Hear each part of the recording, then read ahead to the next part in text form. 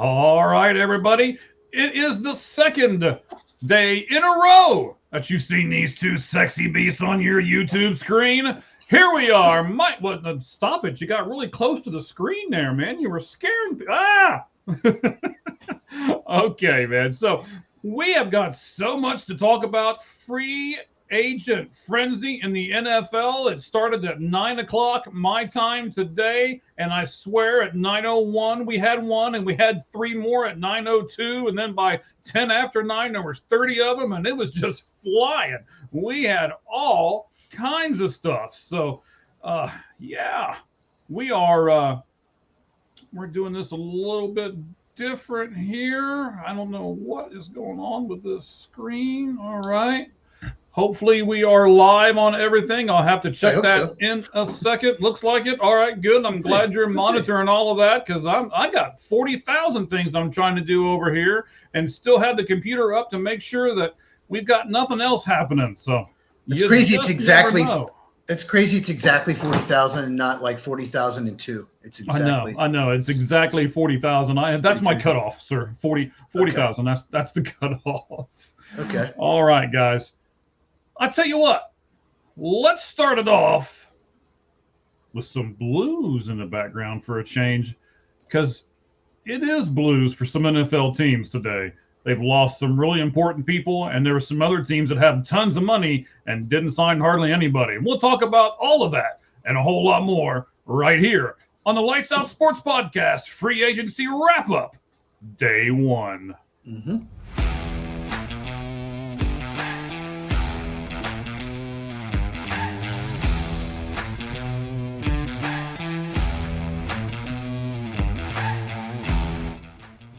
All right, guys, we'll get the bass in the background. We'll let that go for a moment.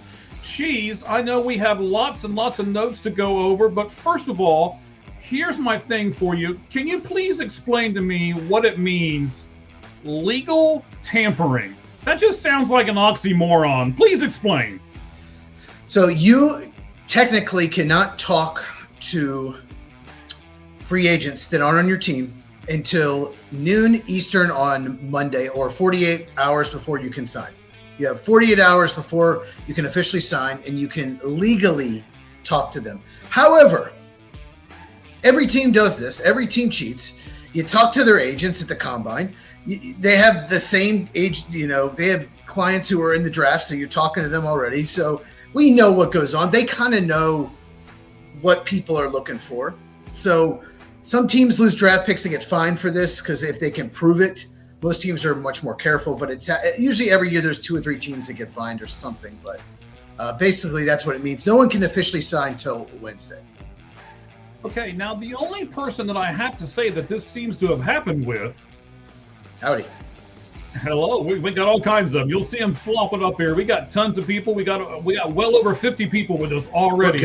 We've been going for 3 minutes. So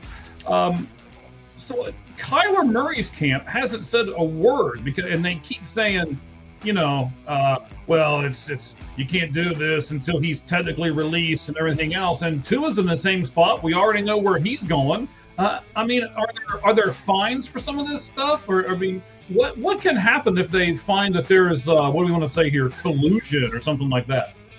They can fine you, but they also take away like some draft picks. I know that the Falcons were busted for this for Kirk Cousins 2 years ago. So, like I said, you have to prove it.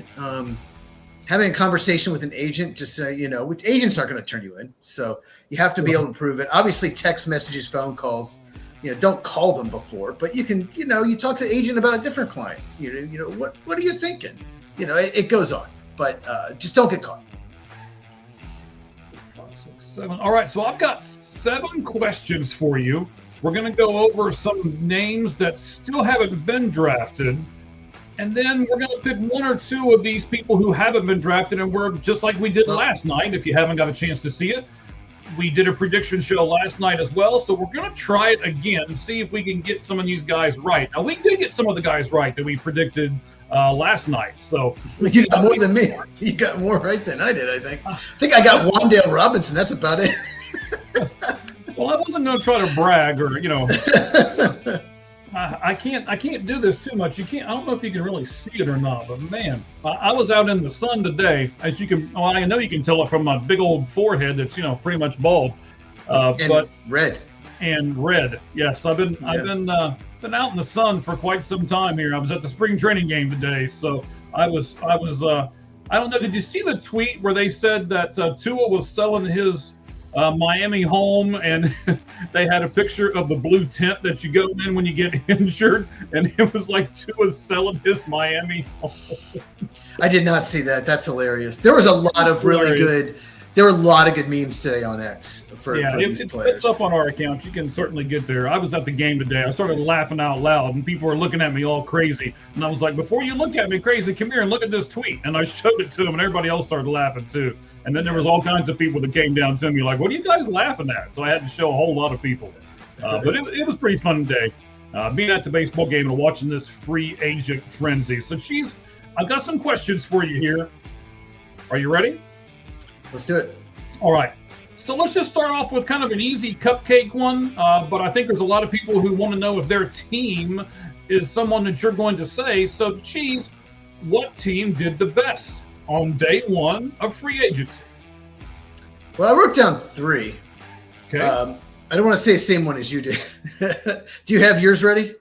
I honestly am not going to answer a whole lot of these questions. So I'm going to go at it, buddy. Well, let's start with I got 3. I'm just going to start with the Steelers. I think they needed another receiver, and DK Metcalf's not a true X receiver. He's just not. He's a size speed guy, down the field threat, and they tried to make him into like that X receiver. And they got one in Michael Pittman. They made that trade, extended him. That's going to help out Metcalf. It's going to help the Steelers out. Then they signed Jamel Dean. He is 29, but he's one of the best, most physical, best blitzing corners. And 3 years, $36 million is reasonable for him. He's been a number 1 corner in the NFL. And then they also got Rico Dowdle, who's going to back up Jalen Warren. And let's be honest, he had a stretch, about 4 or 5 game stretch where he was like leaning and rushing. Like he got over 1,000 yards and did most of it in like a 5 game stretch for Carolina. He's just always been good. He's a good receiver out of the backfield. So Pittsburgh's, I think their offense got better, and I think their cornerback room got better. I have a question. Yes. How can you say a team did better when they don't have a quarterback? Well, they did good. They've got to get a quarterback, but they've improved the rest of the team.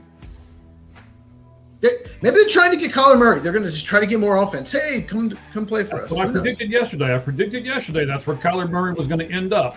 I did read a story today where they tried to get the Bears back up, and they offered, I believe, a third round, Tyson, and I believe they offered like a third round pick for him, and the Bears said no. The Bears do a quarterback. The Bears are going to want more than that. Quarterbacks are valuable, so they're going to want way more than people expect. I think he's under contract for 1 more year, so they're probably going to want at least a 2. Just like Mac Jones for the Niners, they want more than a 2. The rumor is some team offered a 2, and they want more. But no, Kyler Murray, he actually grew up a Vikings fan.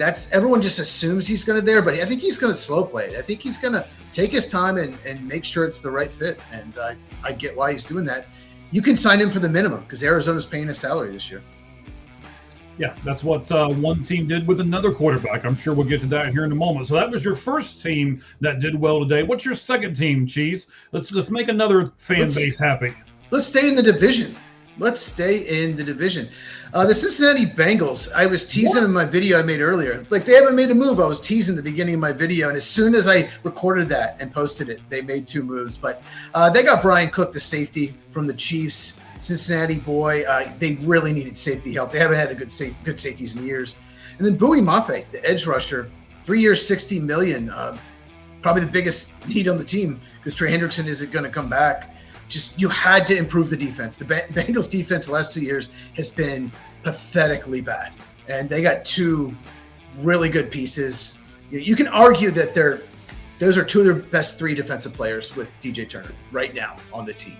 I don't think you can argue. I think they are. Wow. Don't you agree? Yeah. I mean, I was happy. You were teasing me. I was sitting at the game. Like I said, I was at the game all day. I was on the backfields for a while, got some autographs. You can look at the X page. I put a lot of updates on it from the game. Some pictures that I took from there. And you were teasing me earlier, like, oh, they're not doing the darn thing. Here they go. They got all this money and they're just going to sit on it. And they usually do. They usually do. And they still kind of did. Once we get to the teams that I wish would do more, I think I'm going to put them on that list because it's not that they didn't do something. I'm just not sure if they've done enough, and they've got plenty of money to spend. So, we'll look at all of that. Well, I just like that they got impact players. They didn't just sit back and sign 6-7 players at 6 to 7 million, 8 million. They actually went out and got 2 impact players that will improve their defense right away. So I just really like those moves.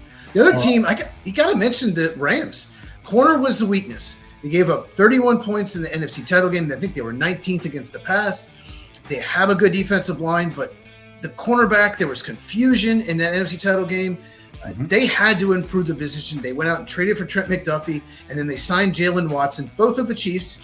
Now, I'll say this. Chiefs corners, when they have left the Chiefs, have not had the best success in the last several years, but the Rams have taken a weakness and turned it into a strength.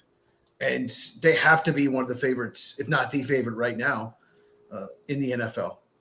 Just improving at the cornerback position. Their defense got better. Okay, so this was a team, Cheese, and we'll discuss this for a moment. This was a team that had a glaring weakness, and they went out and solved it. Oh, yeah. They doubled down. They didn't just, say, okay, let's add one corner and roll everyone back. They went after 2 corners that are now the 2 best corners on their team. Trent McDuffie, they paid him. He's one of the best corners in the NFL. He's probably going to play the slot. He can play inside or outside. And Jalen Watson will play the outside. And I guess they had Colby Durant as well. That's a really good 1-2-3. And they had the 13th overall pick as well. They have Atlanta's first-round pick. So they can go for an offensive playmaker, maybe right tackle with that pick. Or maybe trade down, get a first-rounder next year in a really loaded first round, really good quarterback class, which they might need if Matthew Stafford retires. A lot of options. Yeah, because as we discussed yesterday, you get what you need the year before you need it, right? It's the best way to do it. If you don't, the fewer needs you have, the more likely you can do that. Get the player. If you have, a bunch of players that are free agents, if you can draft that player the year before and have them ready to go, it's just huge for your franchise. All right, ladies and gentlemen, let me give you a little bit of a preview of some of the questions that we're going to ask here. So we've already discussed what team did the best on day one. Cheese likes the Steelers. Cheese likes the Bengals. And he likes the Rams. We're going to find out what team had the most questionable day here in just a second. And then we'll look at what team you would have liked to see do more. What was your favorite big free agent signing and your least favorite signing? What was your favorite under the radar move? And then we'll go over some of the additional people who are still left out there and try to figure out where some of those are going to go. So, Cheese, we did what team did the best. Of course, we got to do it the other way. And I love how this is going to be worded. We're not going to say which team did the worst. We're going to be a little nicer about it tonight and say what team had the most questionable day. And we're going to do it that way because they can always recover tomorrow, right? Right. I'm not sure what John meant by 67. I'm not sure. Yeah, I don't know. I don't know. Some young kid thing. No, that's my friend. No, that's my friend John. Put it up on the screen. John, in the comments, let us know what 67 is. I have no idea. Yeah, I'm a little scared. Yes. But no, he's a friend of mine. The most questionable team to me, because they have cap room, is the New England Patriots. Once again, they were right in the Super Bowl. Lost of all the Super Bowl teams, they have more needs than just about any of them. And they signed Draymond Jones, edge rusher, 3 years, $39 million. Okay, he's a good player, but not really an impact player. They didn't go after one of the big pass rushers like Pui Mafe, Adafi Owa. They didn't go after Jalen Phillips. They had the cap room. They signed a fullback, 3 years, $12 million. I'm just don't understand why they didn't go after one of these big-time playmaking edge rushers. They could absolutely use that. They need offensive line help. They didn't address that. They just didn't do much. And it looks like they still have a lot of cap room. So I'm just really curious what their plan is. Because they did really well in free agency last year. They made the Super Bowl, and it just doesn't feel like they got any better at all. Okay. I know this is one of those because I hear this stuff at work. I don't know what this means. Okay. I'm the old man in the room, so I don't Well, know. I'm going to mention one other team. You've got a laugh out of it, sir. I really am. I got one more team I'm going to mention. Denver Broncos. I'm shocked that they didn't go after Travis Etienne or Kenneth Walker, especially Etienne. Sean Payton likes having an elite running back. He likes having a really good receiving back. They re-signed J.K. Dobbins 2 years, $20 million. I know he was having. Do it for you. Look, he's a good player when he's healthy, but he's never healthy. He got hurt again. He was having a great year and got hurt. It's the story of his career with the Ravens. He's looking like he's going to have a career year. Then he gets hurt. And 2 years, $20 million when Walker got, what, $15 million a year?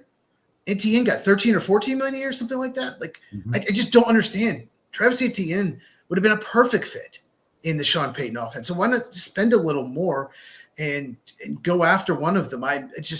Running it back with J.K. Dobbins and R.J. Harvey, they both have different skill sets, but neither are complete backs. I'm just surprised the Broncos didn't do more. They need more help on offense.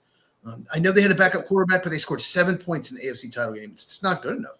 Yeah. So I don't mean to put you on the spot here because I can't remember. Where did Etienne end up going to? He signed today, right? Yeah, he went to New Orleans. I think he's from Louisiana. I think he was born there. But maybe he just wanted to play there. But if Denver matching that offer, Denver's a contender. So I thought they'd be more aggressive. I think the player they really wanted was Breece Hall, but he was franchised, so they had no opportunity to go out and get him. There's a request. I don't know if you want to fulfill that request right the moment or not. That's not really what we're doing right the moment. But the off season's not done. And if you tell me Joe Burrow stays healthy, I'll put him number one. But that's a big question mark. But right, and he is from there. But right now, if I had to guess, he's a Jaguars fan, so I'm sure he's going to know. Josh Allen probably number one right now, if I had to guess, because I think they're going to keep adding to the receiving core in the draft. So, all right, now don't we have to mention the Cleveland Browns? I mean, the team that we said yesterday needs everything. I saw they made 1 or 2 minimal moves. Okay. Yes. Shouldn't they have made like 60? I think they're going to make a lot of moves. The problem is their cap situation is horrible because of all the void years. They have all these free agents that are eating up cap room, and they're not going to resign, like Wyatt Teller, like Jack Conklin, like Joel Bentonio. The whole offensive line's a free agency is a free agent, the whole starting. So they did trade for the guy on the Texans. Why can't I think of his name? Titus Howard to play right tackle, and they signed Zion Johnson to play left guard, but they still have to fill the other spots, but they don't have enough cap room. So what they're going to do in the coming week probably is sign a bunch of veterans to like backup level, replacement level talent to 1-year deals just to fill out the roster and if I'm a veteran, now wait a minute, Cheese. If I'm a veteran, okay, and do I really want to go spend one of my last years in the NFL playing for the Cleveland Browns? It's a job. It's a job. Some of these guys are having trouble finding jobs. They can start. They can offer starting roles to a lot of positions: wide receiver, offensive line. They did sign Quincy Johnson, I believe, linebacker from the Jets, to replace Devin Bush, who signed with the Bears. But the Browns, they have 2 first-round picks. They just need to keep trading down and build through the draft. And they've got to get rid of Andrew Berry at the end of the year. But that's just what they're going to have to do. They have to retool, go younger through the draft, and take a 2 or 3 year rebuild because they're an absolute disaster. I cannot think of a team in recent memory that's in worse shape. I'm talking like 10, maybe 20 years ago, in worse shape than the Browns going forward. They are a mess with the cap. They don't have much talent. They don't have a quarterback. They don't have an offensive line. They don't have any receivers worth of crap. I mean, it's just a disaster. So, I mean, so just trade down, build through the draft. They did draft Mason Graham and Carson Schlesinger and Harold Fanning Jr. last year, a couple good backs. But now you need to keep building and build on the lines. Draft some defensive linemen, draft some offensive linemen, draft some receivers, and just go from there. I mean, you have Myles Garrett. You have one of the best players in the NFL, but it doesn't matter because the rest of the roster is pretty terrible. Right. Okay, so I'm gonna ask a question, and I'm gonna put a little bit of a different spin on it here. At first, we said we were gonna ask what team would you have liked to see do more. I'm still going to stick with that question, but I'm going to put a word in there. How about what playoff team would you have liked to have seen do more? A team that made the playoffs, that was close, and you're thinking, okay, they're these kind of like the Rams, right? The Rams made the playoffs, of course, and they had a glaring weakness. They went out and solved it. What team is in that boat, but yet didn't solve it as of yet here at the end of day one? Well, that's why the last question I say questionable, not worst, because some teams haven't done anything. I mean, the Eagles just don't have the cap room to do anything. They have just a lot of contracts that they can't, add void years. There's nothing they could really do. So the Eagles haven't done anything. But I think to answer your question, probably the 49ers. I know they got Mike Evans, and that's big for them. That's, going to be Brock Purdy's when in doubt, just chuck it up to him. If I got pressure, he's going to go up and get it. And they wanted to get a receiver. They wanted to get a weapon. But their defense stunk last year. It collapsed. I know they had injuries. I know Nick Bosa was hurt. Michael Williams, their first-round pick, got hurt. But defensive tackle is terrible. They need help in the secondary. They've done nothing on defense at all in free agency. So I expected 49ers to be more aggressive and go out and get a couple defensive starters, and they have not. So, yeah, I would of the playoff teams, I thought the 49ers would do more.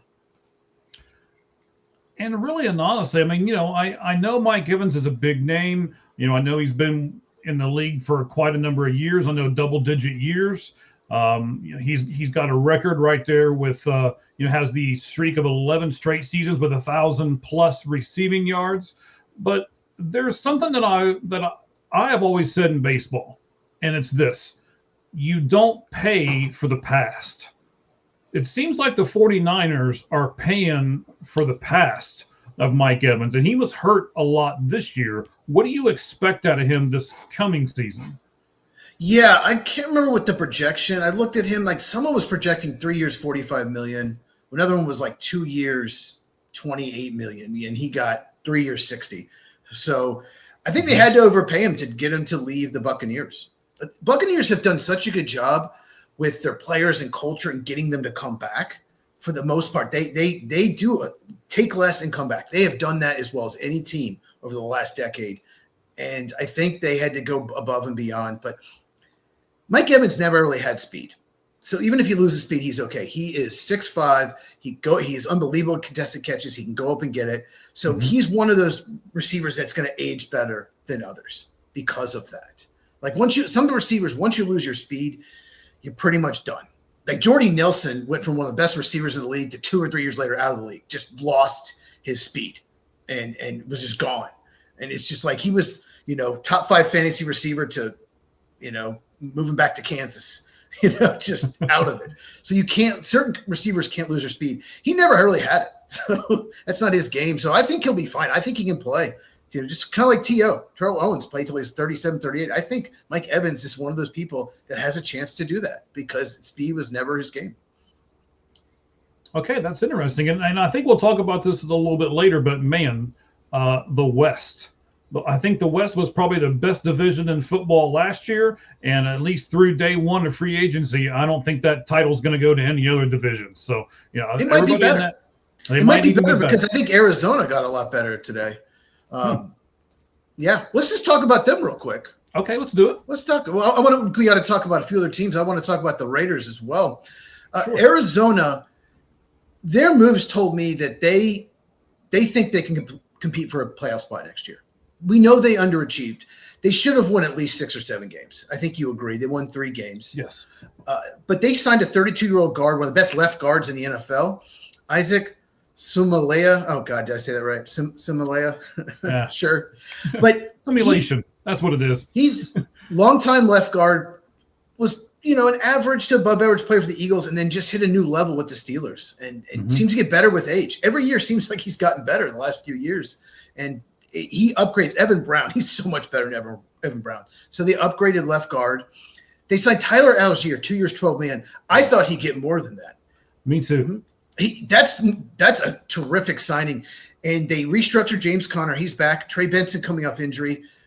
Can't rely on because he seems like he's hurt a lot. But that running back group is loaded and deep. And that tells me Mike LaFleur wants to run the ball. They're going to run the ball. They're going to do play action. That is, so they have Gardner Minshew, who they signed. They have Jacoby Brissett. It's going to be a running the ball, play action type offense. And Tyler Algier is a perfect fit for the outside zone scheme that Mike LaFleur is going to run. If he runs the Ram scheme, Tyler Algier is so good in zone runs. And to me, he would be getting paid so much more if he wasn't a backup. They had Tyler Algier. He has this great rookie year. And then they have a chance to draft Bijan Robinson. And I get why they did. So he's been a backup for 3 years, but he's just really good. He's not like a top 10 running back, but he's just always been really good. He's never had a bad year. And to get him for $6 million a year when some of these other running backs that maybe he's a notch down are getting 13, 14 million, I think that's one of my favorite signings. And Kendrick Bourne, 2 years, 10 million. Kendrick Bourne he's an inconsistent player, but his high is like really high. Like he had some games where he had over 200 yards receiving. Like he's had some games where he just takes the game over. Other games he disappears, but 2 years, 10 million. He doesn't have to take the game over. He's got some good receivers and a great tight end, so he doesn't have to take the game over. Yeah, and he'll be the number 3 receiver there behind Marvin Harrison Jr. and Michael Wilson, who broke out. So the receiving, there's weapons there. They have added They have good running backs and good receivers now. One of the best tight ends in the NFL. And they upgraded it all. So the offense got much better. And maybe a sneaky signing, Roy Lopez. Probably there's not many nose tackles out there. He was probably the best one left. So that's kind of a sneaky, underrated signing. He came back to Arizona. He was with Arizona, went to Detroit, now he's back. So the only thing that I'm going to say about the Arizona Cardinals day one that I didn't like is I wish they would have signed the running back longer, because I'm afraid that he's going to go to Arizona. He's going to be that number 1 guy. And, I mean, I know James Conner is there, but I still don't think he's going to be the number 1 guy. Maybe not right away anyway because of the injury and things like that. So if he has a couple breakout seasons, they're never going to be able to re-sign him. So I wish they would have signed him to like a 3 or 4 year deal personally. But I would play Algier early downs. I bring in James Conner as your third down back because he's very good at that. And has a nose for the end zone kind of thing. Yeah. And then Trey Benson, your change of pace speed, even though he's big, he's your speed guy. So they have 3 different styles of backs that all I think fit what Mike LaFleur wants to do. I want to pull this comment up here from 72 Who, is what we're going to say. This is a good point. Evans will have to pay California income tax. Florida has no income tax. That's why the Niners had to overpay. It's a great point by him. And more than likely the case as well, too. Yep. Yeah, it looks like Kevin's in the house. He says hi. Niners players are always injured by John. Yeah, John is from like that area, so they really are. Niners players. Yeah, he has 2 comments there. Evans gets hurt all the time, and then he doubled down and said, the Niners players are always injured. So Evans got hurt last year. The year before, he had 10 straight 1,000-yard seasons. So I don't know what you're talking about. Evans hurt, maybe banged up, but not hurt. What's up, William? Great point about the taxes. Yeah, California, I think it's like 13% income tax. Another team I got to bring up, we have to bring up the Raiders. Okay. Yes. And I just had them lost them. And the Raiders and the Raiders and the Raiders. And every time I looked at my phone, the Raiders have done this. The Raiders have done that. The Raiders, I'm like, is this a misprint? Who keeps doing this? You and I were talking about how Schefter and all these guys are just like, pumping up certain people and pumping up certain teams. And I'm like, stop it. The Raiders aren't doing all of this. And then I keep looking and I see it by other people. And it's like, wow, I guess they are. I mean, where were they at on the cap? Do they have a lot of cap room too, Chiefs? They had 121 million, and no one else I think had more than like 92 going into it. They're not paying a quarterback, obviously, and teams with that much cap, that means they haven't drafted well 4 and 5 years ago. They have no one to re-sign. So that's what the Raiders, I guess was Mayock and John Gruden drafting back then. Oh, that was so bad. Oh. They were so. And let me tell you how bad Mayock. Just look back at the drafts. When in doubt, he took an SEC player. You can't. Every SEC player is not going to be a great NFL player. It's just not going to work out. But also, Mayock is running his mouth saying Caleb Downs is not a top 10 pick. He's not that good. And it's like, if that Mike Mayock is saying that, then take Caleb Downs number 2 overall. I was like, I'm moving Caleb Downs up my board. If Mike Mayoff's trashing him, you should just move him up your boards. Well, now the Raiders signed 2 linebackers that used to be both Georgia Bulldogs, right? And they re-signed. Let's just talk about the defense. They signed 2 linebackers, re-signed an edge rusher, signed another edge rusher, Kwity Paye, Malcolm Kuntz, re-signed Eric Stokes, the corner. So they basically signed or re-signed 5 defensive players, 5 guys that are going to start. Kwity Paye at the edge, Malcolm Kuntz, cornerback Eric Stokes. Talk about it in a second. Nakobe Dean, 3 years, $36 million. Mm-hmm. Another guy that's injured a lot. When he plays, he's very good. He'll play middle linebacker. Now, Quay Walker, I would not sign Quay Walker at all. No instincts whatsoever, but he's fast and explosive and athletic. If they play him at weak side, kind of where Edgerrin Cooper plays, that would be a good fit for him. That would make sense. He'll play. It'll be better for him because he's not a middle linebacker where he has to process information quickly. He just cannot do that. Okay. He can't play the middle. Nakobe Dean should. They played together in Georgia. They played with Eric Stokes as well. So maybe that'll end up being a good signing. And Quay's a great. I can't talk tonight. He's a great blitzer. But Eric Stokes, 3 years, $30 million. He was a first-round pick, total bust of the Packers. He never stayed healthy. And then all of a sudden, he has this really good year last year. I would not have done that. I just got a bad feeling about him. He's just going to go back to getting hurt. And when he was healthy, he was terrible. So that's a risky move. But we have to talk about Tyler Linderbaum. Oh, okay. Yes. Well, so we're going to get to overpay.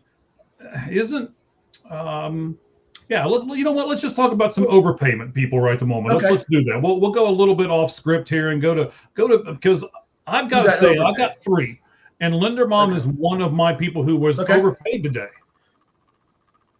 Yeah. Well, yeah. What do you think? What were you thinking he would get? He got 3 years, $81 million, which is $27 per year. Did you see the message I sent you about centers being paid? I'll pull it up. I breezed past it. I mean, you sent me a lot of stuff today. See, I'm not being mean, but you sent me a lot of stuff today, buddy. Go ahead. I'm trying to pay attention to a game, and I'm doing updates on my phone. My phone was completely blowing up. And, there were people saying, "Oh, there's not many NFL things on your timeline or your feed today," and I'm like, "Shut up, people!" In my defense, a lot of stuff. In my defense, one, you sent me a bunch of stuff, and you always seem to send me all the Braves pitchers that get hurt. You always seem to send me those. Yes, I do. And for some reason, I see you send it to me before I actually see it anywhere else. So you're the one who makes me grumpy and mad. Well, I'm sorry, but I'm the baseball guy, so I have a lot of baseball stuff first, and you're the football guy, so you have a lot of football stuff first. But we will talk about the Braves and a certain pitcher who is going to miss the entire season tomorrow on the Lights Out Sports Podcast. Give us the times real quick, buddy, because I'm going to mess it up if I do it. So with time change, we're now doing 9 Eastern, 6 Pacific. That's when the show is. Every Tuesday night, we talk baseball, college football, and, of course, NFL. Not much college football right now, so it's mostly baseball and NFL. Okay, I got it pulled up. So Linderbaum gets 27 AAV, average annual value, for centers, right? Second place, Creed Humphrey, $18 million. So maybe 72 can help us out with the percentages, but that's quite a bit more than second place. Cam Jurgen, $16 million. Connor McGovern, $13 million. Good re-signing by the Bills, by the way. Really like that re-signing. Luke Wattenberg, Denver, $12 million. Eric McCoy, New Orleans, $12 million. So shattered the record for centers by far. So any team that has a center that's about to be free agent next year, they're like, what did you do, Raiders? I get why Baltimore didn't match that. That's insane. I mean, he's a very good player. I think he's the second best center in the NFL after Creed Humphrey. But, wow, interior offensive lineman, $27 million a year. I guess they had money to spend. What do you think? Well, yeah, but it's the same thing. I remember us having this conversation back and forth, and I sent you a thing back that said they're the Raiders. They have to overpay. And we talked about this on the show yesterday. When you've got these bottom feeder teams and you're trying to get good people – to come to your team, that's what you have to do. who wants to go play for the Raiders right now? Unless you were, born there, or your dad played for them, or some other kind of connection that you would have. If you have no connection to the Raiders, the connection you're going to have is money. Linderbaum, look, it sounded like he just wanted to get paid. He wanted to go wherever gave him the most money, which is okay. It's fine. There's a lot of players that do that. Nothing wrong with that. Baltimore usually doesn't let people get out like that. I think he has a much better chance to win, right? At least right now in Baltimore. But but this overpay was about Fernando Mendoza. The offensive line's terrible, especially run blocking. We have to improve the offensive line. We cannot let him. We can't draft a quarterback at number 1 overall and put him out there and he's just going to get hit on every play. We drafted a running back last year, 6 overall, and we had no plan to block for him. One of the best college running backs I've ever seen, and you didn't block for him at all. So you have to improve, and they did. They upgraded the position. They have Colton Miller coming off injury at left tackle. They have Jackson Powers Johnson at right guard. They still have to upgrade right tackle and left guard. Probably will do that in the draft. They have the first pick, the 14th pick, and the 34th pick. So they have 3 of the top 34 picks. Obviously, number 1 will be Mendoza. Look at you rattling off all this stuff about the Raiders over here, buddy. It's my job. So, yeah, good job by you. So then we said that the San Francisco 49ers saw their need and improved it. Are we going to say the same thing about the Raiders, or are we not going to go that far yet because they have so many needs? Well, they were kind of like the Bengals in a way on defense. They needed so many bodies. They just had to upgrade so many positions. And they did that. They upgraded linebacker. They upgraded the defensive edge rusher. Upgraded post Max Crosby. They didn't necessarily upgrade edge rusher, but once they traded him, they had to upgrade that. So they needed bodies on defense. And like I said, I think they're going to focus on wide receiver and offensive line in the draft. And they wanted to focus on defense in free agency. So okay, I think they did. But you mentioned overpay. There's a tight end that I mentioned would be a good fit for the Packers. I thought they'd sign him to 3 years, 14, 15 million maybe. Charlie Kolar. He's the third string tight end for the Ravens. 10 catches last year, blocking tight end. He got 3 years, 24 million, 17 guaranteed for the Chargers. And Aranda Gadsden's their starting tight end, so he's a backup. I get it. They want to run the ball. He's a good blocker, but over $8 million a year for a blocking tight end. Wow. I know they have the cap room, but that surprised me. Yeah, I mean, that's, it's almost a lost art now. I can remember way back when the fullbacks used to do stuff like that. Now we don't really use fullbacks anymore, so we use blocking tight ends. And these blocking tight ends are really, really getting paid. Can I give you an extension that I didn't like because it was way too much money? Do it. The Commanders went out and got left tackle Laramie Tunsil, and then today they gave him a 2-year. I thought it was going to be a misprint. I figured it was going to be 3 or 4 year, but it was not. And I checked it to make sure. A 2-year, $60.2 million extension. Whew. That's a lot as far as I'm concerned. Did that shock you? Do you not agree, or what? What's your stance there on Laramie Tunsil, 2 years, 60.2? Yeah, I think that surprised me a little bit, but he is a very good pass blocking left tackle, and you have to keep Jaden Daniels upright. Yeah, guy has been traded twice. He's been known to not be a great locker room guy, but at the same time, he's a very good player. He's just, just a very good pass blocking left tackle. And Jaden Daniels got hurt this year, so I understand it. And they did have the cap room. They're one of the teams that had a lot of cap room. They went after Adafi Owa. Let's talk about that. Okay. 68 million guaranteed, 4 years, 100 million. That's he's a good player. He's coming off a career year. Wasn't that same player previously for the Ravens, but career year with the Chargers. But wow, I think that's a little bit of an overpay. I mean, he is just not. He's not definitely. Obviously, he's not Myles Garrett or Micah Parsons, but he's not Max Crosby, Josh Hines, Allen, Brian Burns either. He's not on that level. He's not a top 10 edge rusher in my opinion. Probably top 20, but he's not. Doesn't have the impact of those guys. So yeah, he's like 14 to 18, somewhere in that neighborhood, right? Probably, yeah. If I was going to list him, that's probably where I'd have him. But and you better hope, because he never really did anything that good in his first 4 years. This is his 5th year in the league, so that might have been a little overpay. Do you have another overpay? I do actually. I know that it's a one-trick pony for me, and I don't overpay for one-trick ponies.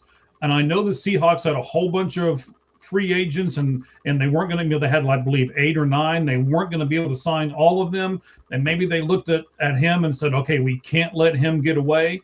He's got one thing. Rashid Shaheed has speed. I don't see a whole lot else in him, but they signed him to a 3-year, $51 million contract today. It's just like you said earlier. We were talking about receivers. We talked about Mike Evans and some other receivers. What happens if he loses his speed in year 2? You're still paying him $51 million, and if he loses the only thing that he's got going for him, I mean, I don't want him to get hurt or anything, but I don't know. Just an overpay for me. I think it's a reach by Seattle, and I was really surprised that Seattle did that. Yeah, $17 million a year. That was shocking. I was surprised. He's an elite return man, and he made some plays down the field on a deep ball. But the reason they did it, I think, is someone else was probably willing to do that, is my guess, and they had to match it. Mm-hmm. But also, like,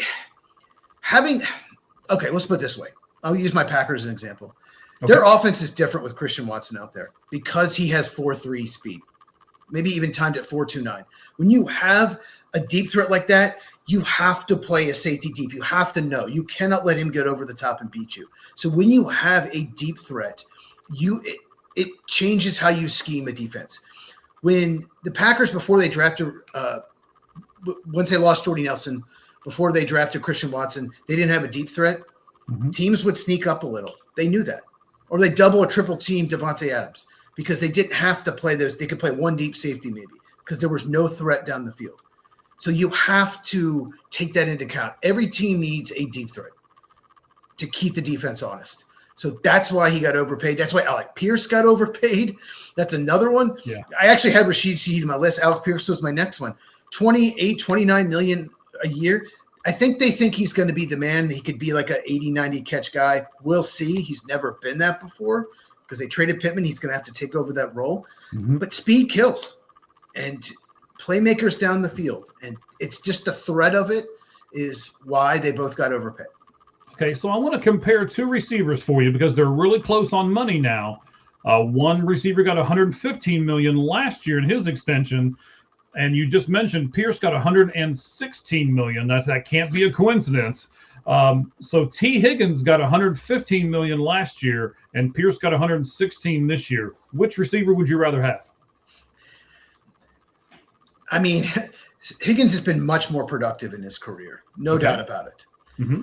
They're very different receivers. Depends. It really depends. They're so different. Higgins is going to be more productive on down-and-down basis. He's going to be more reliable in third down, probably. Okay. Better hands, down. Right? Better hands. He's probably going to be better in short intermediate routes. Okay. Alec Pierce is a much bigger threat over the top. And so if you don't have a speed receiver, if all your guys are more possession, then I would take Alec Pierce. But if I already have a speed guy, then absolutely T. Higgins. Because, if I need an X receiver, then I would take T. Higgins. It just depends what you need. But there's no doubt T. Higgins has been much more productive in his career. Okay. All right. Anybody else that those are my overpays. You got anybody else that you want to add to the list? Yeah. Another wide receiver. Wan'Dale Robinson, 4 years, $78 million, 38 guaranteed. He's 5'8", 180 pounds. In his career in 4 years, 9.2 yards per reception, 9 touchdowns in 4 seasons. I get it. He's coming off his best year. And when he signed, Ian Rappaport was talking on NFL Network and said, oh, he's very dependable. Okay, yes, he's dependable. Mm-hmm. You're paying a guy 4 years, $78 million to be dependable. He's not a number one. I could argue he's a borderline number 2. Maybe a decent number 2, but the Titans don't have a number 1. So I get Brian Daboll used to be the head coach there. He's offensive coordinator in Tennessee, so he knows the offense, but he needed to go to a team that already had a really good number 1, in my opinion, down the field threat where he can be the underneath guy. He's a 5'8" guy that doesn't have speed down the field to threaten you. He gets open quick underneath, dink and dunk it type guy. I just thought that was a really big overpay for that style of receiver. Okay. I'm just looking to see if we got anybody that's, Any breaking news? Yeah, I was looking to see if we had anything breaking. It doesn't seem to be that there's anything breaking right this very second.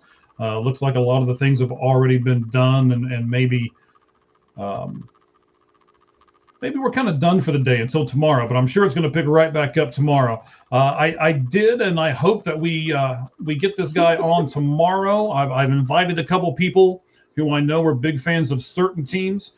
So I tried to get a few of those on. I haven't been able to confirm any of them yet, so I'm not going to say anything. But hopefully, tomorrow we will get a couple of people on here, and they'll be able to talk about their teams specifically. So that's kind of what we're shooting for tomorrow as well. Let's go with a couple other questions. So we've done the best. We've done which one was kind of questionable. We've said which one would you like to see do more.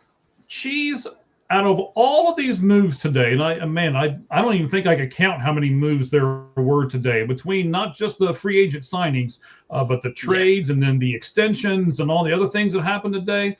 What was your favorite free agent signing of the day? So my favorite free agent signing was from your Bengals, Bowie Mafe, 3 years, $60 million. I'll say this: he's been in the league 4 years. It was probably not his best year, only 2 sacks. But he was still disruptive, and he also didn't play as many snaps as usual because they were so deep on the defensive line. They basically had 4 edge rushers that could start and 2 very good defensive tackles. So it was a rotation, but he's always been good. He's never had a bad year. 2nd-round pick out of Minnesota. And the fact that they gave him a $60 million contract total, $20 million per year, and Washington gave Adoe Offa $68 guaranteed, right? Right. Jalen Phillips, 4 years, $120 million. Do I think Jalen Phillips is better than Bowie Mafe? I do. I don't think it's significant. And not for the difference in money, right? Not in difference in money. It's half the money. And Adoe Offa had a better year than Mafe this past year. But the previous 3 years, Bowie Mafe was better. So there's a chance that he will be better than Adafe Owa next year because the previous 3 years he was better. So I just for the money, just compared to what the other guys got, I really like that signing for the Bengals, and it was a huge need. It was. I'll give you another one that I like, and it's the same team. I mean, I know I'm kind of a homer here for a minute, but Cooks. I love this Cooks signing for them. Yeah. And there's a stat that I've got to give you. I love these stats. There's a stat that I have to give you on him. The Bengals were the worst tackling team last year, and it wasn't even close. That linebackers were a big issue at that. And Brooks missed 10 tackles last year. So just that alone is Geno going to make them. I know. Geno Stone was terrible. Geno got stoned a lot. Okay, it was a terrible free agent signing.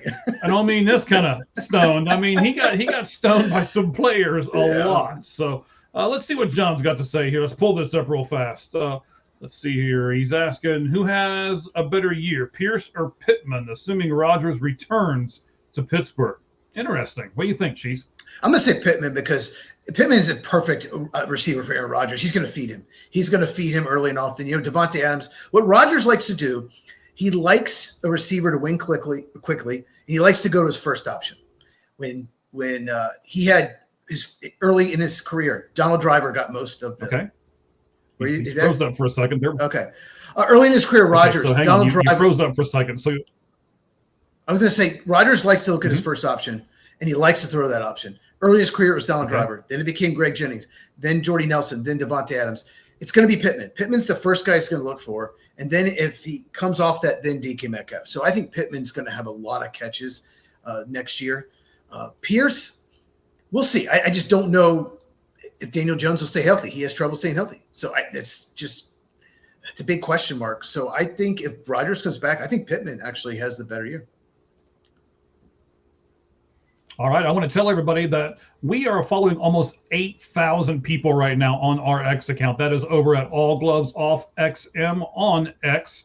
And we right now, out of all of those 8,000 people, we are number 2 right now, as that many people are listening to us live right here on the Lights Out Sports Podcast. This is our special edition of the free agency frenzy that is day number 1. All right, Cheese. Let's look at a couple other things here. I've got a few other stats that I'm going to bring up kind of later on and everything, but Okay. for right now, the biggest free agent signing you just gave us. What about your least favorite free agent signing? Well, I already mentioned him, Wandale Robinson. Yeah, that was my least favorite. Like I said, 4 years, 78 million for a 5'8" guy that's 9 yards a carry in his 9 yards a catch in his career. I just think it's an overpay, and I think the Titans needed to get. They have receivers like him on their roster already. They needed to do better, in my opinion. I think it's just a huge overpay. Okay. So, we got a lot of different stuff to go over here. We're about halfway through the show. We appreciate you guys being with us right here. Cheese, why don't you plug your stuff real fast and tell us where they can find you at on your channels and maybe even give us a preview of what you got coming up here in the next couple days. Yeah, it's at Football with Cheese. You can see it on the screen, CHEEZ on Cheese. Yeah, I made a video today doing an instant reaction to the Rashawn Gary being traded from the Packers to the Cowboys. I was shocked that they got a 2027 fourth rounder for a guy they were probably going to release anyway. I'm surprised he had a market after this past year, but so I made a video about that. And yeah, I'm going to recap some teams. I'm going to do, besides this show, I'm going to, go over free agency. It's not done all week. I'll be making videos on that. Any more big trades, there's probably going to be a few more. I will make videos on that. And then Monday, a week from today, I will do my second mock draft, my post-free agency mock draft Monday, and I'll make a lot of changes based on what's happened. And I'll say this. You know who the biggest loser of the day was? I'm a little scared, but go ahead and tell me. Jeremiah Love, running back Notre Dame. Because the Saints aren't taking him 8 and the Chiefs aren't taking him at 9. Almost every mock had him going one place or the other. And obviously Arizona's not taking him at 3. There you go. Don't think the Titans are taking him at 4. Who knows? I don't know about that one. No, I just think he's going to fall. There are even rumors the Giants are interested. You have Tyrone Tracy, you have Cam Scadaboo. I think that would be stupid. But I mean, he's a great player. It would help them. But I think those were the two most probable landing spots. And they both signed 2 of the best running backs in free agency. So Jeremiah Love could fall because of that. Question is, at 12, will Jerry Jones draft him? Well, this is draft talk. We'll have to get into some of the draft stuff at a later time. But, I'm just saying he was the biggest loser was Jeremiah Love, even though he's a draft pick. I think he, could really fall in the draft. And Javonte Williams is re-signed, so why would the Cowboys do that with all their defensive needs? So we'll see. It'll be interesting. Clip. Let me give you this stat. Okay. So Tua Tagovailoa's dead cap hit was $99 million in Miami, right? The entire Miami Marlins team payroll is only $67 million. Let that sink in. $99 million for Tua Tagovailoa's dead cap hit and $67 million for the entire Miami Marlins team payroll. Any comments, Cheese? The good news is it's a June 1st cut, so they can split the 99 over 2 years. But that says more about the Miami Marlins than – well, it just says the Dolphins made a big mistake extending him. They got Mike McDaniel got the best year out of him, and then they paid him, and he got hurt, and he's been terrible ever since. But it says just about the Miami Marlins. They're just not even trying. They All right, so I want to stick with this for a moment. I kind of set you up for this. Have they made another mistake with another quarterback that they signed today? Malik Willis? So that's an interesting one. I'm sure you heard these reports. He was going to get over $30 million a year. We heard those reports, and he was either Arizona or Miami, and then he gets 3 years, $67 million. Now, 45 guaranteed. Florida taxes. Once again, mention taxes, no income tax. But that was not true. And I don't think Arizona, my guess is, I think they would have signed him, but they probably weren't even close to that. $45 million guaranteed. Mm-hmm. So that report was maybe insiders trying his agent, David Mulgado, who's a great agent. He made a lot of money today. He's one of the power agents these days. He's got Jordan Love and Micah Parsons as well. Okay. Oh yeah. He had a bunch of the clients that made big money. He's athletes first. He's one of the big time agents. but maybe he was getting the insiders to say he's getting over 30 million to get more money out of the Dolphins. But the rumor is the Dolphins wouldn't have been able to afford him with that because of the Tua cap hit. So that's the only reason they were able to afford him is they took, 20 some million a year, about 23 million a year. Yeah. 22, 23. Look, the first 2 years, I think his salaries are guaranteed, not the third year. Why not? Why not take a chance? He's only guaranteed there the first 2 years. Look what happened with Sam Darnold. Look what happened with Baker Mayfield taking a chance. So I know small sample size. Malik Willis looked amazing.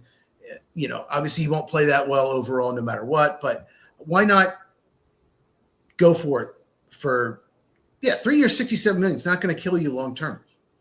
They can get out of the contract after 2 years. So I like the move. The only problem is I wanted him to make 30 million a year because I wanted a third round compensatory pick for the Packers. And right now it's projected to be a fourth round pick.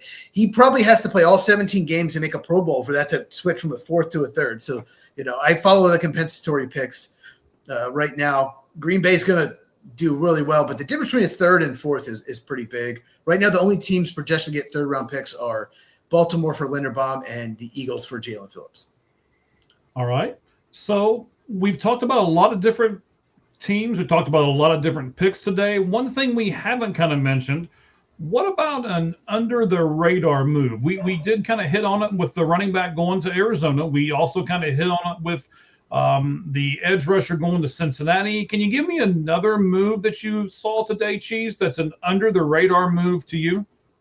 James Pierre, cornerback from the Steelers, signed Vikings 2 years, $8.5 million. He's a guy, he's 29. He's been around. He's mostly been a special teamer. He was kind of number 3 corner in Pittsburgh. He, didn't play every snap. I think he only played 4 and some snaps. But when he played, he was amazing. He was their best corner this year on the field. He was their best corner. And so he is risky because of his age and he doesn't have the pedigree. But 2 years, $8.5 million? I thought he'd get 2 years, 16. I thought he'd get double that. So I think it's a really good – and Minnesota really needs a corner.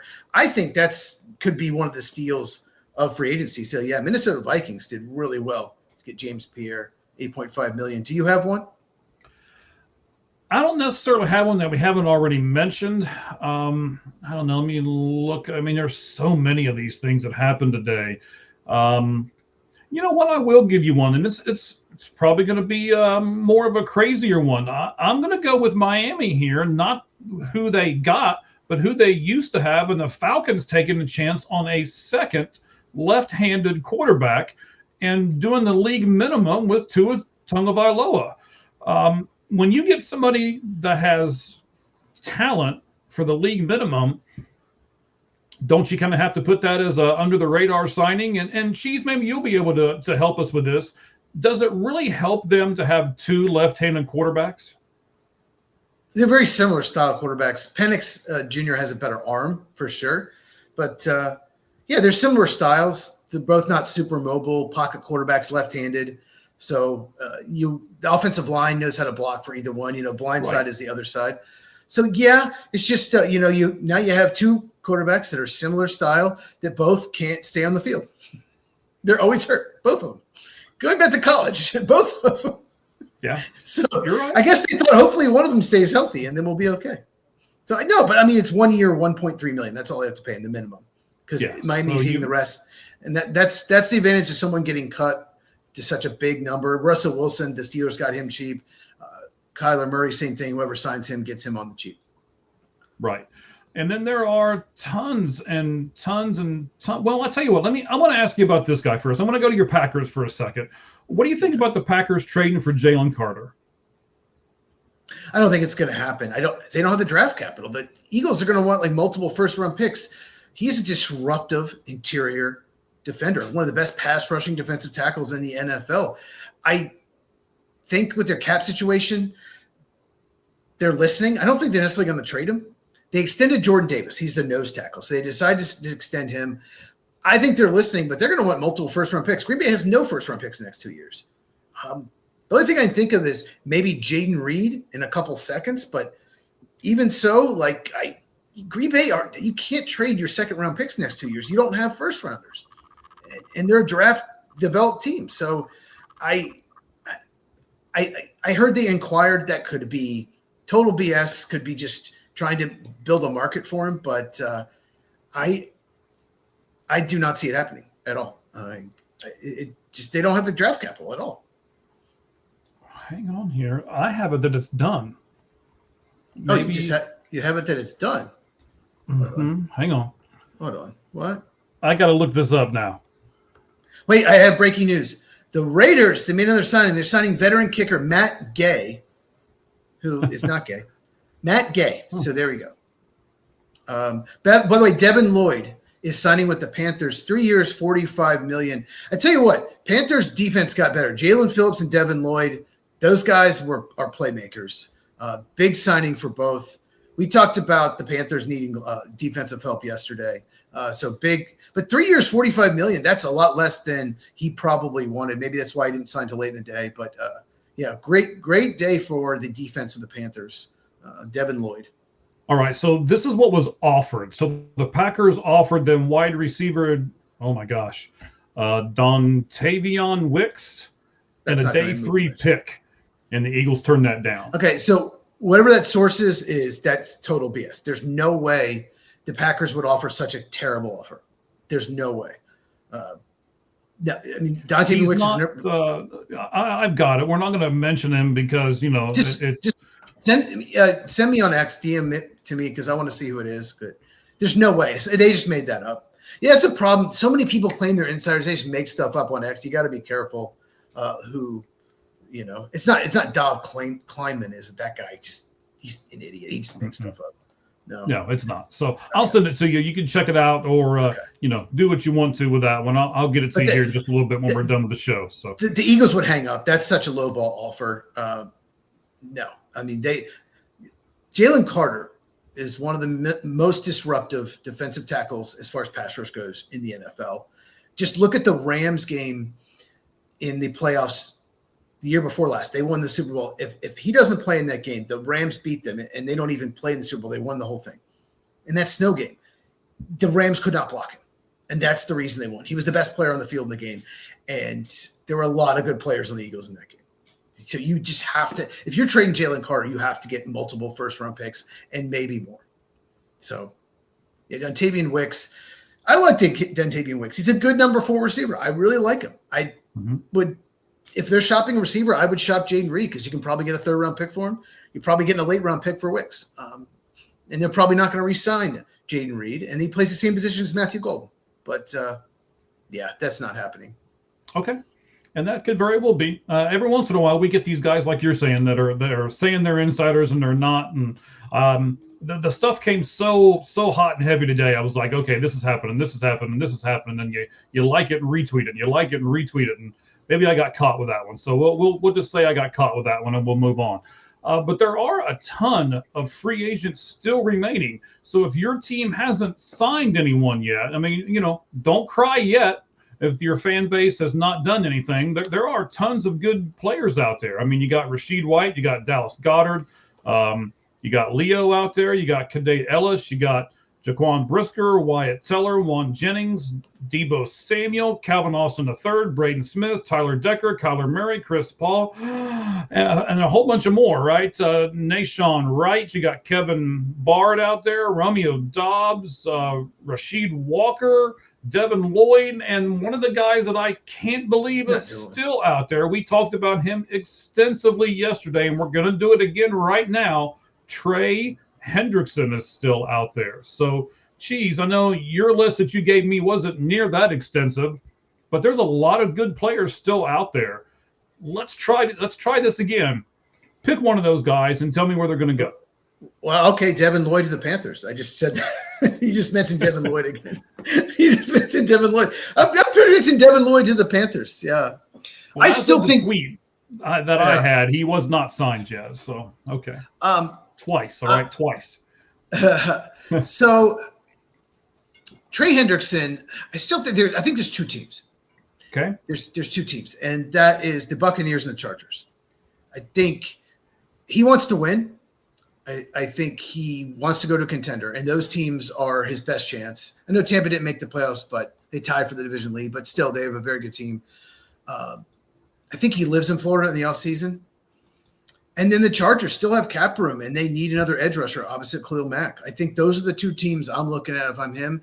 I think the issue with Hendrickson, why he hasn't signed yet, is he is 31 and probably isn't going to get, Adobe Ofu money or Jalen Phillips money. He's not going to get the $30 million a year that maybe he will, that he probably wanted from the Bengals. And that's maybe why, but I expect him to sign by tomorrow. I would be shocked if he had not. And Romeo Doubs, wide receiver markets, a lot of guys are getting overpaid. And we've seen Mike Evans, Alec Pierce, Rashid Shaheed, Wan'Dale Robinson, Jalen Naylor got way overpaid. I didn't even mention him. Raiders, God, 3 years, $36 million. Like, he's never been more number 3 receiver in Minnesota. Never had more than 500 yards receiving. But, who knows? Maybe with Mendoza. But, yeah, Dobbs, I think some of the teams that may have been interested have signed guys like the 49ers, like the Colts maybe because they re-signed Alec Pierce. Maybe the Raiders like to probably not signing him, but I still think – I don't know. Where do you think Dobbs is going to go?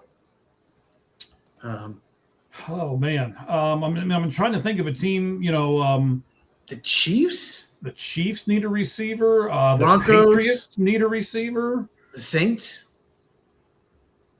The Saints do, but, I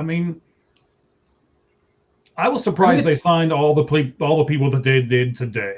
I think the Colts still could because they did trade Pittman because he could be the Pittman role. Okay. The Commanders? The Commanders need one. Yes, they've had one get away, so they need one. Debo Samuel's a free agent, and they have Terry McLaurin. They need another receiver. So, yeah. But, Dobbs, he's going to sign with someone, hopefully for as much money as possible, get a compensatory pick, but for the Packers. But I don't know. Who's the guy you're thinking?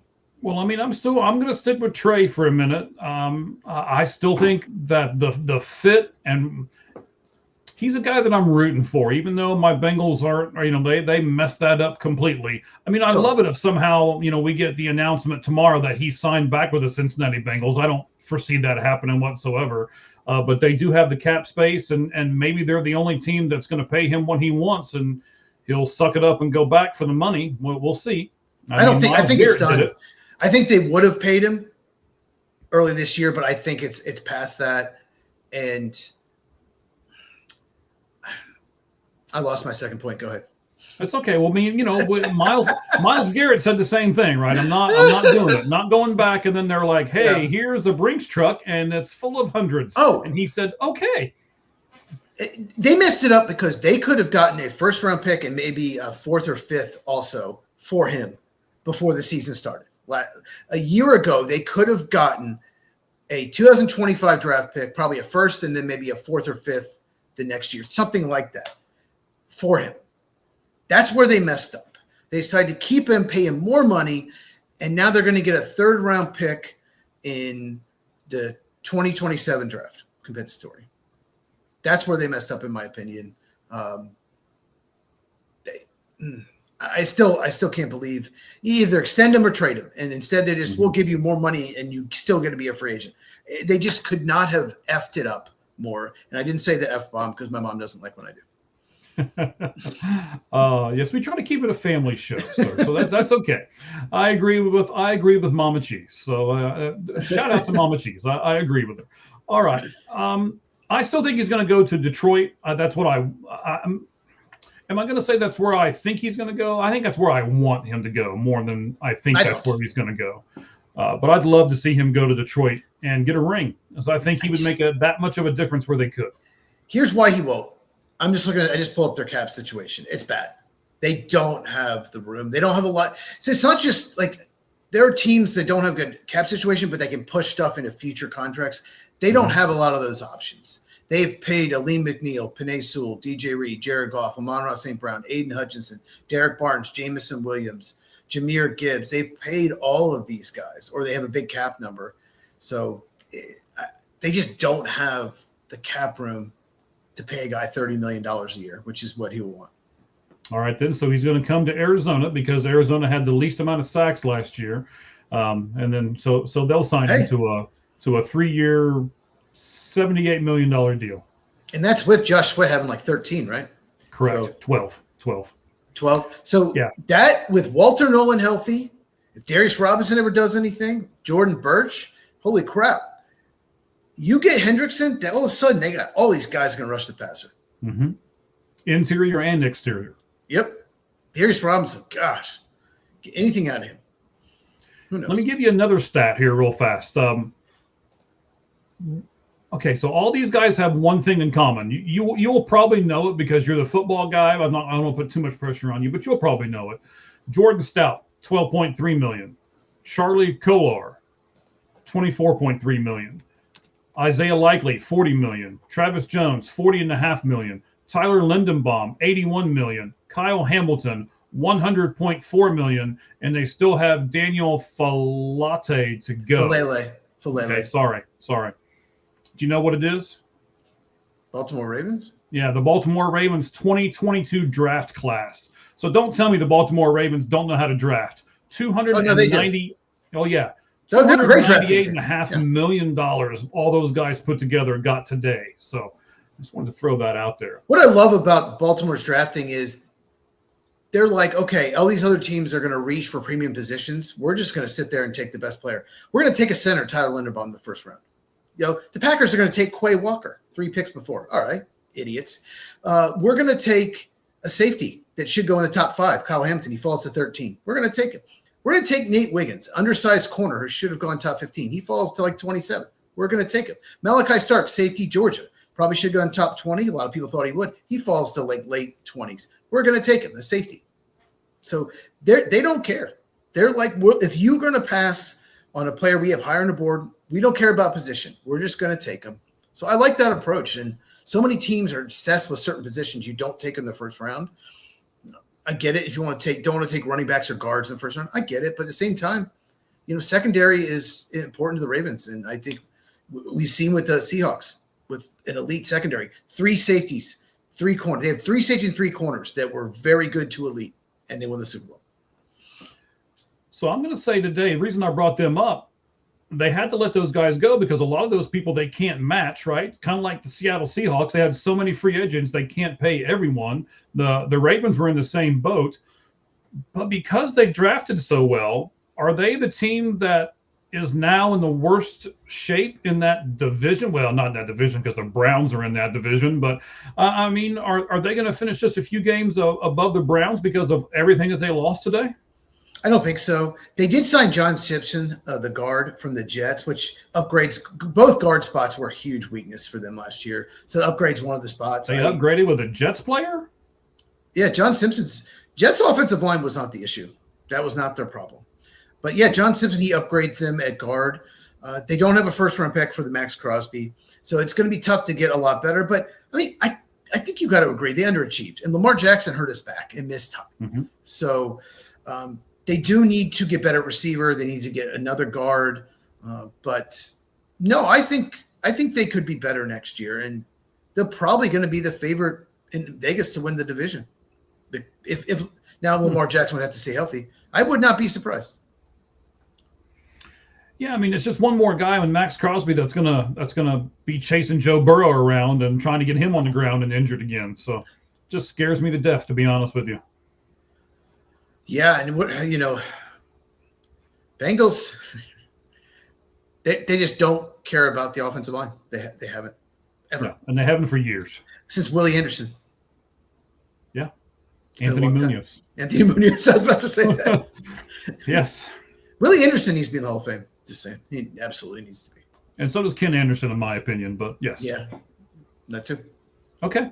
All right, buddy. So we've covered all of the questions that I had. Do you have anything that you'd like to add to the end? I'm going to make sure while you do that, we don't have anything breaking. Let me go over to X and make sure. One more thing I want to mention. Yeah, go ahead, bud.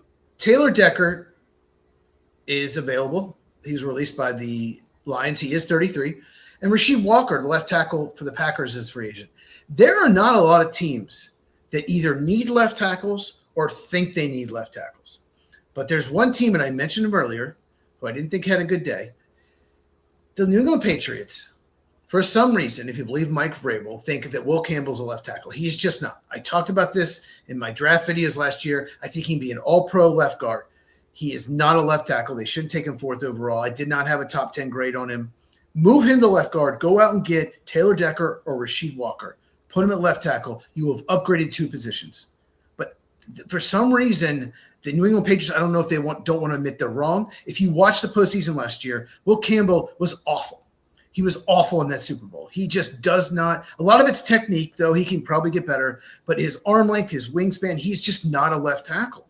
And when he was at LSU, when he went against the best competition in college, that's when he struggled. So move him into left guard. Go sign one of those players to play left tackle. I think they just don't want to admit they used the 4th overall pick on a guard. So, yeah, Cooper Rush was awful. they re-signed Tyler Huntley. Cooper Rush was a terrible signing. But stop being stubborn, New England Patriots. Move him into left guard. Move their left guard, what's his name? Jared Wilson into center. That's his natural position. They are going to do that because they traded Garrett Bradbury to the Bears. And go out and get them, and you've improved your offensive line, which was the big reason why you struggled in the Super Bowl. You got dominated. I know it was 29-13, but you got dominated. Your offensive line got shredded by the Seahawks. You've got to improve left tackle. I don't think they're going to. I think the Patriots are off to a horrible start this offseason. All right, let me give you a couple things here. I'm getting some not really breaking stuff, but but now that we've had some time to look and digest everything, there's a lot of the insiders that are tweeting out some different things. Okay. So let me give you the top 5 teams that spent money today. The top, the highest paid, however you want to say that, right? So the Giants, $127 million they spent today. They're number 5. Number 4, Indianapolis Colts at $134 million spent just today on free agents. Most of that was Pierce. Most of that was out of Pierce. Most of that was Pierce, yes. Yeah. Commanders today spent $147 million. The Raiders spent $194 million. And I want to see something because I may have something for us. Hold on. No, he's not answering me yet. Daggone it. All right. So then number 1, and number 1 by far. It's the guy I'm trying to get on tomorrow. We're going to try to talk to him. The Tennessee Titans spent $270 million today just in free agency.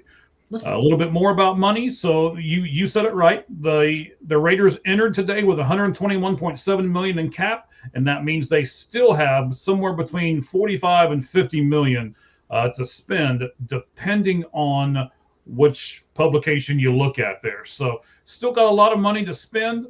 And then I've got one more thing I want to bring up, but I want to let you comment on those things first before I do it. So talk to me about what we just talked about. Yeah, let's talk about the Tennessee Titans. So John Franklin Myers, it's a weak defensive tackle free agent class. John Franklin Myers was wanted by a lot of teams. I think the 49ers really tried to sign him. The Titans got him. And Robert Salah, he likes athletic people up front. He'll forego size. That's why they traded Devondre Sweat to the Jets. He wants athletic, pass rushing, everyone on the defensive line, tackle, edge rusher. So now you have Jeffrey Simmons and John Franklin Myers. That's going to be a nightmare for teams to try to block both of them. You can't double team both of them in third down situations. So that was a good signing. Alontae Taylor, 3 years, $60 million. That's another one. Oof. Alontae Taylor, there's a lot of good and there's a lot of bad with the Saints. Yes, he has the upside to be a really good player. 3 years, $60 million for him. Oh my God. And Cordell Flott, 3 years, $45 million. Both those corners to me got way overpaid. Who knows? They both had a lot of good, a lot of bad. But yeah, the Titans, just like the Raiders, they have a lot of cap room because they're not very good. They're not very good. So bad teams don't have anyone to re-sign. So they have a lot of cap room. So they're doing it. And before we get into that, I just want to mention one more team, the Jets. I think Aaron Glenn went to the Jets organization, the GM, the owners, and said, look, they wanted me fired. We have no talent on defense whatsoever. And they went out and they signed a lot of veteran defensive players to fill a lot of roles. They signed a lot of good locker room guys too. A lot of leaders. I think, you look at like the Jets aren't going to be very good next year. The offense isn't going to be very good. They don't have a quarterback. I get it. But even a rebuilding team, you need veterans. You have David Onimata, Demario Davis, God, you cannot find. I mean, he's toward the end of his career. Great locker room guy. Joseph Osai, Kingsley Enagbari, Green Bay, overpay, but he's a really good locker room guy. They traded for who do they trade for? Mika Fitzpatrick. So they needed bodies on that defense, especially trading Quinnen Williams and Sauce Gardner. So Aaron Glenn's got to be happy. They got a lot of veterans on defense that will really help that locker room. And once again, they had money to spend because they're a bad team. All right, so read your chat there from your guy, and then answer the question: what do the Cowboys, or who did the Cowboys need to sign, and are they doing enough defensively? I mean, the second part of that's got to be no. So I think the Cowboys aren't going to do a whole lot more, John. I know he's a big Cowboy fan. And he hates the 49ers, even though he used to live in that area.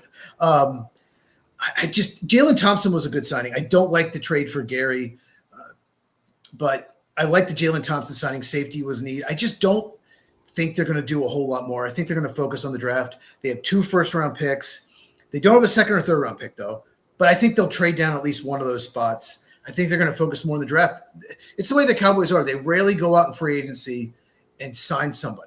They like to build through the draft. That's just the way they are. And I just don't think they might make a few minor moves, but the 2 big moves were Jalen Thompson and then franchising George Pickens. And that took up a lot of their cap room. So I don't see them doing a whole lot more.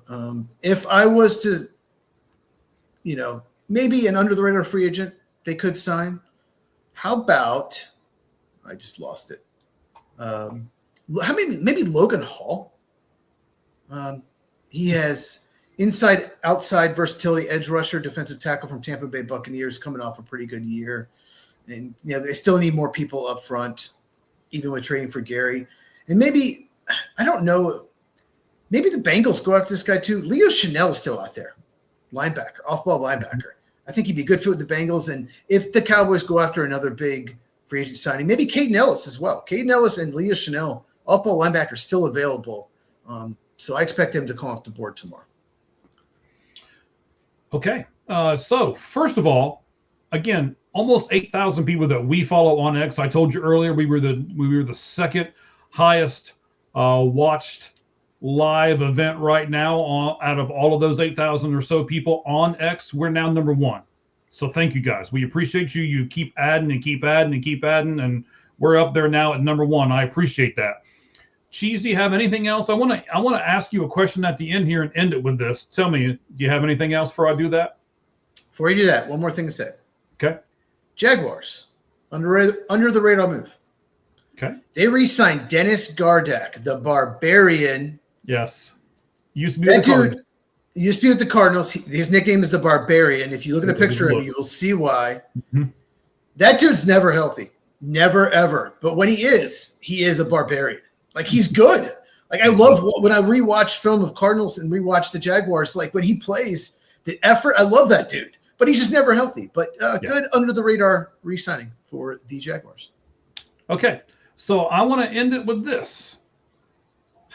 This will be a good question for you. And I'm even going to do this. Ladies and gentlemen, you'll hear me say clip every once in a while, and that just means that it'll be a short for you later that we'll release. So that's why I'm doing it for. So let me do it right now. Clip.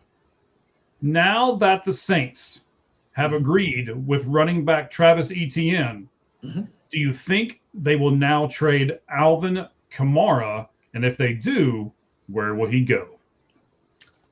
I'm not sure if there's a market. He's toward the end of his career. They might just want to keep both of them, have a veteran presence there, but I don't know. I think they extended him last year. Where could he go? I mean, he's a good receiving back. He can still play. Maybe Minnesota Vikings. I think he'd fit their scheme perfectly. They did release Aaron Jones. So if I had to pick a team that could use a running back that he would fit what they do, probably the Minnesota Vikings. All right. I like that. So that's how we're going to conclude our show. We're going to try to get it in under 90 minutes today. We should be proud of ourselves for doing it right here on the Lights Out Sports NFL free agency wrap-up of day 1. Cheese. We will be doing this again tomorrow on the regular Lights Out Sports podcast show. Give us the times and where they can find us, buddy. 9 Eastern, 6 Pacific. Make sure you follow us. All Gloves Off SM. For Mike, I'm at Football with Cheese, YouTube, at Football Cheese on X. And tomorrow night, we will talk a lot of baseball. We're also going to talk about what happens on day 2 of the free agency. That's just why we did the show, because there's no way we could have done it in one show, obviously, on Tuesday night. No way. So No way. Thankfully, Mike is off this week. That's very helpful. Yes, he works. Anyone doesn't know, Mike works like 150 hours a week, something like that. So he works so hard. So a lot of times he's, trying to get together right at the end. He works so hard to try to do research and notes. So really appreciate it. He works a lot more hours than I do. So we really appreciate that, Mike. No problem, sir. I love doing this, and I love doing it with you, and I love doing it for all of our fans that are with us right now, and the ones that'll be watching this on a replay, because it'll be available for you there as well. I also want to say Twitch. Yes, we're there. And for those of you who haven't seen it, didn't know, Roger, the host of the Red Hot Reds podcast, was out here with me in Arizona the last few days. He just went back home to Cincinnati, and we talked about some different things. And I can tell you that yesterday's show is up on Spotify and Apple Music, and today's show will be within the next 24 hours as well. So if you get your stuff through those means, we here on the Lights Out Sports Podcast, myself and Cheese, will be there tomorrow. All right, guys. We thank you all very, very much.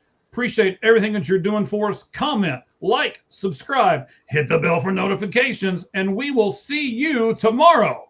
And as we always say at the end, the only thing that's fair in life is a baseball hit between the third and first base lines. Good evening, everyone.